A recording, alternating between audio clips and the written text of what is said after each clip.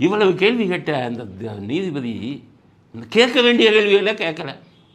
ஏன் அவசரமாக போஸ்ட்மார்ட்டம் பிரேத பரிசோதனை செஞ்சீங்க கேட்டாரா நீதிபதி? கேட்டுருக்கணும்ல. ஏப்பா 41 பேருக்கும் ஒரே நேரத்தில் போஸ்ட்மார்ட்டம் பண்ணியிருக்கானே, போஸ்ட்மார்ட்டம் ரிப்போர்ட் எங்கே கேட்டிங்களா நீதிபதி? மிஸ்டர் நீதிபதி கேட்டிங்களா? போஸ்ட்மார்ட்டம் ரிப்போர்ட் எங்கே கேளுங்க. ஏன் இவ்வளவு அவசரமாக நீங்கள் வந்து பண்ணீங்க கேளுங்க. செத்தவங்க உடலையெல்லாம் சம்மந்தப்பட்டவர்களிடம் கொடுத்தாங்களான்னு கேளுங்க. கேட்கலையே. சரி, செத்தவங்க உடலை கொடுத்தாங்கல்ல, அவங்கள எரிச்சாங்களா புதைச்சாங்களா? எரிக்க சொல்லி காவல்துறை மிரட்டினாங்களா, இல்லை அரசியல்வாதிகளின் உந்துதலின் பேரில் காவல்துறை மிரட்டினாங்களா கேளுங்க. ஏன்னு கேட்டிங்கன்னா, திராவிட மாடல் எனக்கு நிறைய தெரியும்.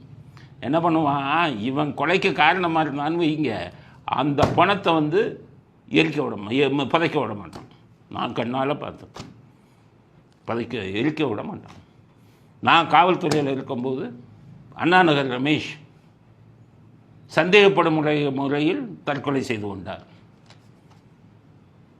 அது தற்கொலை இல்லை, கொலைதான்னு ஜெயலலிதா இதிலே அனௌன்ஸ் பண்ணாங்க சட்டமன்றத்தில்.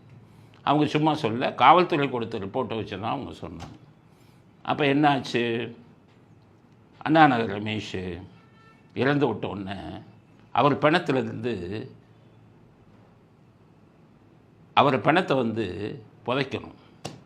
ஏன்னா சந்தேகத்துக்குரியது. காவல்துறை அப்போ இருக்கிறவங்க எவ்வளவோ சொன்னாங்க, புதைக்கணும்.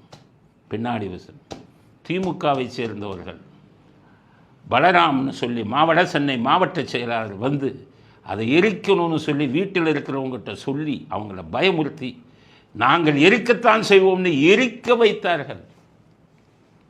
அந்த அண்ணாநகர் ரமேஷனுடைய கைரேகையை கூட எடுக்க விடவில்லை, அடிக்க வந்தான். ஏன்னு கேட்டிங்கன்னா, அவனை அந்த எரிச்சிட்டிங்கன்னா இது கிடைக்காது, ஆதாரம் அழிஞ்சு போயிடும் அப்படின்னு.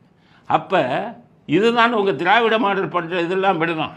அப்போ இதில் எரித்தார்களா புதைச்சாங்களா நாட்டு மக்களுக்கு சொல்லுங்கள். நீதிபதி கேட்க வேண்டியதானே, ஏன் எரிச்சிங்களா புதைச்சிங்களா, இவங்க சம்மந்தப்பட்டவர்கிட்ட எப்போ கொடுத்தீங்க, ஏன் அவ்வளவு அவசரமாக ஒரே நைட்டில் போஸ்ட்மார்ட்டம் பண்ணீங்க, என்ன பூட்டு பூரான். இவங்கெல்லாம் பாடியை கேட்டாங்களாம், உடனே கொடுத்துட்டாங்களாம். மற்றதுலாம் பாடியை கேட்டால் கொடுத்துருவீங்களா, 2 நாள் கழிச்சு வருதில்ல போஸ்ட்மார்ட்டம். அதனால் கேட்க வேண்டிய கேள்விகளை நீதியரசர் கேட்கவில்லை.